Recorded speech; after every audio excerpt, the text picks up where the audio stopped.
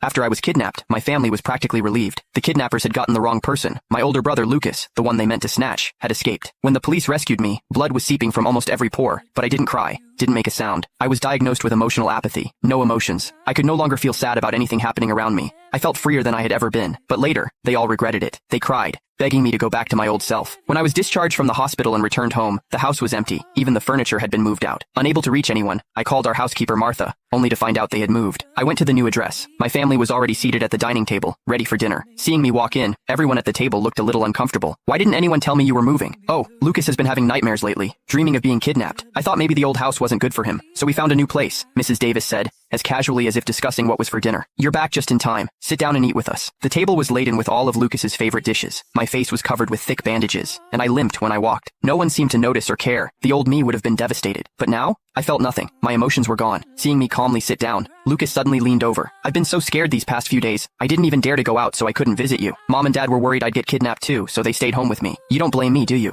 Before I could say a word, Mr. Davis quickly jumped in. Come on, Hyman, it's not that serious. You two are brothers. You should cut each other some slack. I didn't know how to react. I was the one who was kidnapped. Lucas laughed heartily. Hey, I just didn't want him to overthink it. Hyman has always been so independent, much braver than me. I really envy people with courage, he said, picking up a shrimp and placing it in my bowl. I silently put down my fork. I'm allergic to shrimp. No one at the table remembered. No one. My name is Hyman. My older brother's name is Lucas. No doubt about it, we're biological brothers. An old fortune teller once told my parents that I had a difficult fate and shouldn't be raised by them. So, they sent me away to live with my distant grandparents in a remote town. All those years, they barely visited me. They only brought me back after my grandparents passed away. I came home filled with hope, but I quickly realized this house wasn't for me. The day I was kidnapped, Lucas insisted on taking a deserted alley. After a few steps, he claimed he needed to find a restroom and told me to wait right there for him. After that, I lost consciousness. I'll never forget those memories. Damn it, a worthless piece of trash. The kidnappers' fists landed on me, blow after blow, venting their rage. They had mistaken me for Lucas. They had kidnapped the wrong person. My family refused to pay my ransom, so they wouldn't get a single dime. I was starved for 3 days, tortured for 3 days. My throat was raw. I couldn't even scream anymore. When the police burst in, the kidnappers were about to strip me. Blood blurred my vision, but I still strained to open my eyes, looking behind them.